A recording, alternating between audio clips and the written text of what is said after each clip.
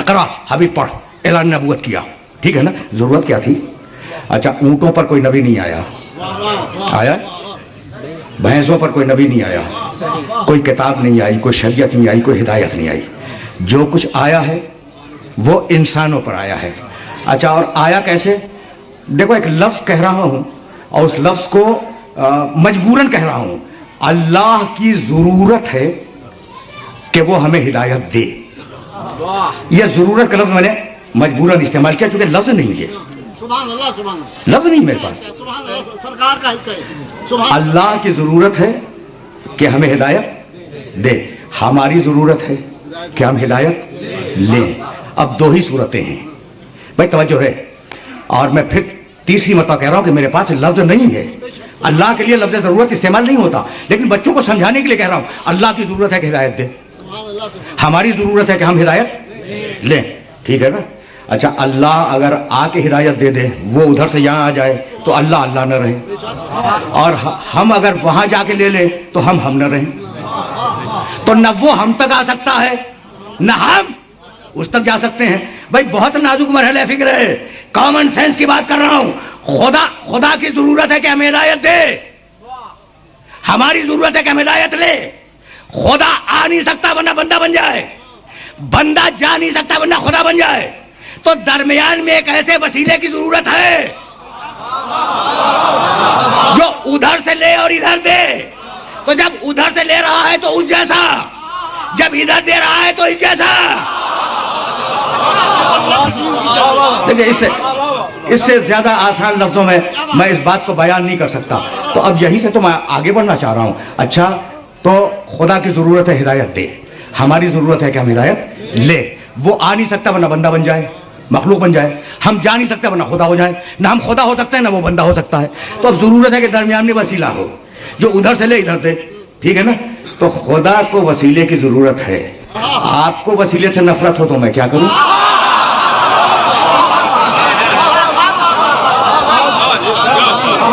اچھا تو اب یہی دیکھو، میں تو بڑا لبرل انسان ہوں، میں نصیری کو صحیح موقف پہ نہیں سمجھتا. ٹھیک ہے نا؟ کافر ہے، لیکن میں بہت لبرل ہوں، میں کسی پر اعتراض کرنے کا قائل نہیں ہوں. تو اب جو بھی خدا اور بندے کے درمیان میں ہوگا ادھر سے لے گا اور ادھر دے گا. تو جب ادھر سے لے گا تو ادھر سے متصل ہونا چاہیے، جب ادھر دے گا تو ادھر سے متصل ہونا چاہیے. تو خطا دونوں میں سے کسی کی نہیں ہے، نہ ملا کی نہ نصیری کی. بہت عجیب و غریب بات کہہ رہا ہوں، دونوں صحیح ہیں. نصیری نے ادھر سے دیکھا خدا کا، ملا نے ادھر سے دیکھا اپنے جیسا بشر کا.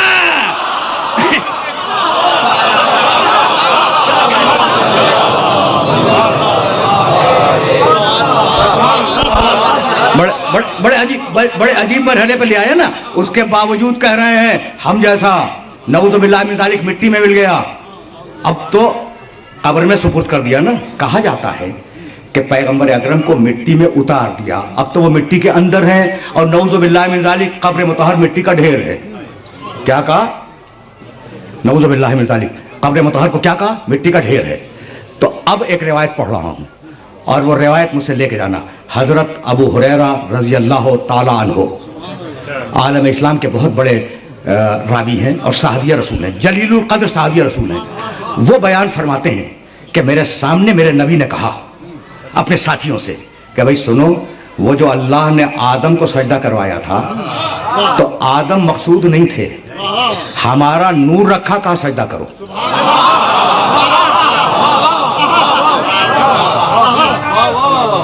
بھائی یہ روایت پھر سننا تمہارے کام آئے گی.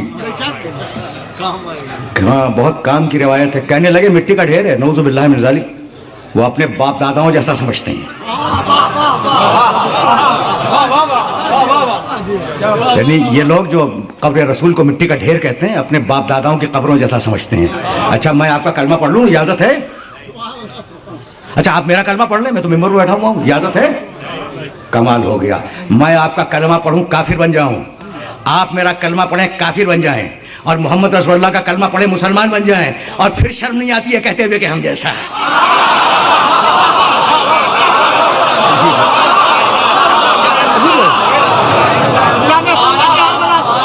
عجیب مرحلہ فکر ہے نا. اب میں کیسے سمجھاؤں ان کلمہ پڑھنے والے مسلمانوں کو کہ احترام رسالت سیکھو، میرے نبی کا احترام کرنا سیکھو. کہہ رہے مٹی کا ڈھیر ہے، اسے مٹی کے اندر دفن کر دیا. میرے نبی نے کہا، حضرت ابو ہریرہ راوی ہیں، کہ آدم کو جو سجدہ کروایا تو آدم کو سجدہ نہیں تھا، میرا نور کو سجدہ تھا. میرا نور رکھا آدم کے پتلے میں اور کہا سجدہ کرو. اچھا تو کس کو سجدہ کروایا ہے؟ نور محمد کو. اچھا جب نور محمد ہی کو سجدہ کروانا تھا تو پتلے میں رکھ کے سجدہ کرانے کی ضرورت؟ سوال ہے نا بھائی. نور محمد کو سامنے رکھتا، فرشتوں سے کہتا سجدہ کرو، یہ مٹی کے پتلے میں رکھوا کے کیوں سجدہ کروایا؟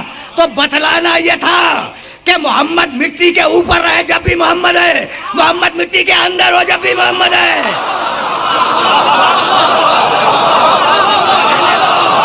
جملہ کہنے دو. فرشتوں سے نور محمد کو سجدہ کروایا تو اب غیر اللہ کو سجدہ ہو گیا یا نہیں؟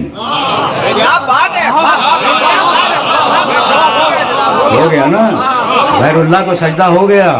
اچھا اب نعوذ باللہ سمجھانے کے لیے یہ جملہ کہہ رہا ہوں. اب تم فرشتوں کو بدعتی کہو،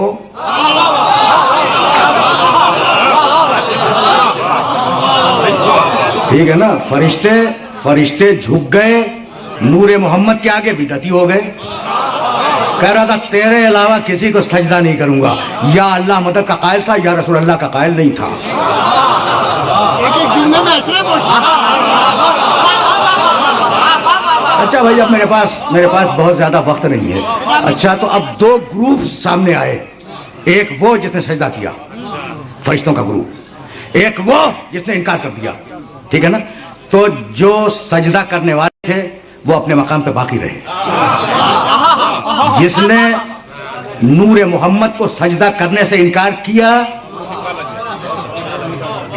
وہ ڈانٹ کے نکالا گیا اور یہ کہہ کے نکالا گیا کہ ابا واستکبرا، قرآن کی آیت ہے، وَكَانَ مِنَ الْكَافِرِينَ. ابا یہ ابلیس عجیب ہے، اس نے انکار کر دیا ہمارے حکم کا. واستکبرا، تکبر کیا. وَكَانَ مِنَ الْكَافِرِينَ، اور وہ تو تھا ہی پرانا کافر.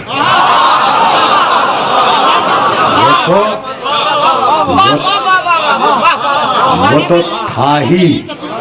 دیکھو میں عربی جانتا ہوں اور ٹھیک جانتا ہوں.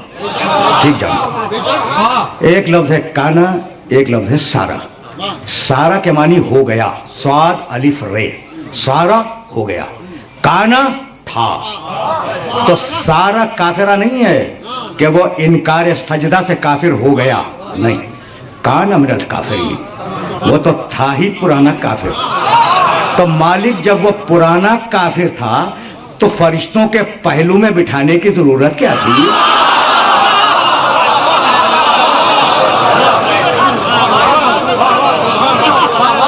بھائی بہت سیدھی بات.